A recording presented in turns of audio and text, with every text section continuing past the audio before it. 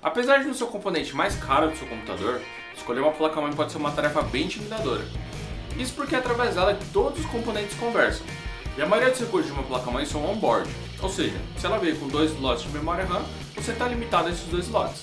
Então essa escolha precisa ser bem consciente para você não se arrepender mais tarde. Se está precisando de uma ajuda para escolher a placa-mãe ideal para você, então se liga que eu vou falar nisso agora.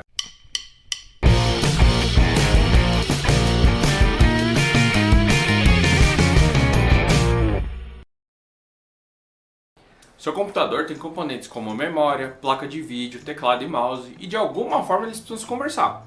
É aí que entra o motherboard, ou placa-mãe em português. Eu vou dividir esse vídeo em 2 partes. A primeira são conceitos para você entender a compatibilidade entre placa-mãe, processador, memória e até seu gabinete. No segundo vídeo eu vou entrar em detalhes sobre os conectores internos e externos da sua placa-mãe, para você saber exatamente se ela atende suas necessidades. Então vamos lá!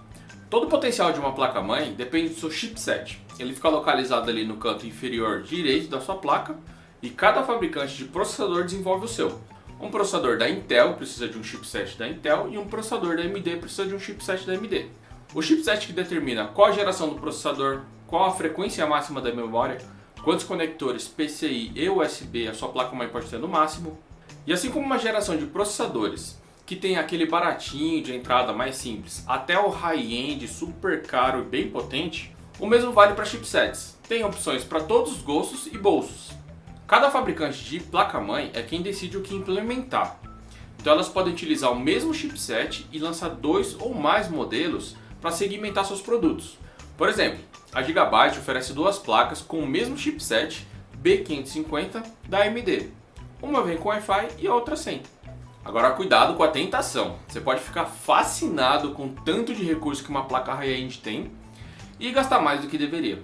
Eu mesmo já caí nessa. Eu comprei uma placa que tinha o slot M.2 para SSD NVMe super rápido, só que na época esses SSD eram muito caros e eu só fui conseguir comprar uns 3 anos depois. Aí eu já estava planejando fazer um upgrade, eu troquei a placa-mãe sem nunca ter utilizado um SSD nela. Então vamos para um case prático para a gente entender a relação entre chipset, processador e memória. Digamos que você é um daqueles que comprou um computador já faz tanto tempo que nem lembra quando foi, ou ainda usa aquele notebook da época da faculdade que você só comprou para fazer o TCC, mas que agora já está bem lentinho e está na época de aposentar. E hoje você está precisando de um computador só para navegar na internet, responder alguns e-mails, jogar um game de vez em quando só para dar uma relaxada. Aí você foi lá, deu uma pesquisada e descobriu esse processador da AMD. Bacaninha, não muito caro, com vídeo integrado. Sabe que ele não vai rodar nada em 4K, mas roda tranquilo os seus jogos favoritos no seu monitor Full HD. Aí você assistiu o vídeo sobre memória RAM, se não assistiu dá uma conferida aqui, e já sabe que no mínimo seria bacana 8 GB. Legal, agora que você já escolheu o processador, a gente pode começar a procurar sua placa-mãe.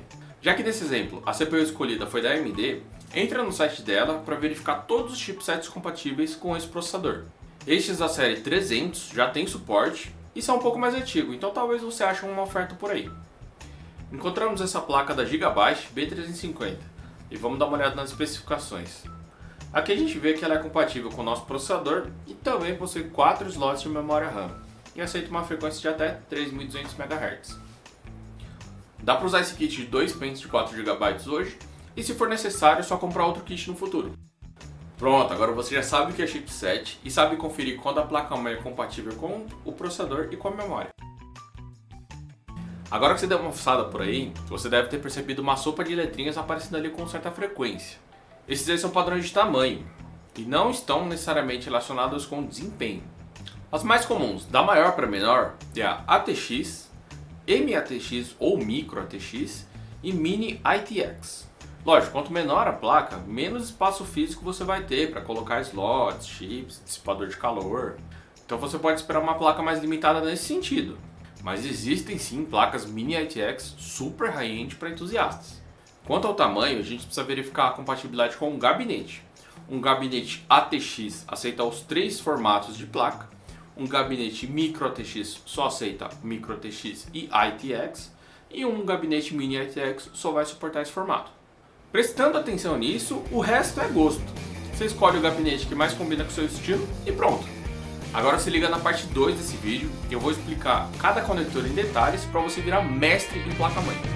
Bom, gente, se curtiu, deixa um like, se inscreve no canal para mais Tectoy. Todo episódio com a missão de transformar curiosos em entusiastas.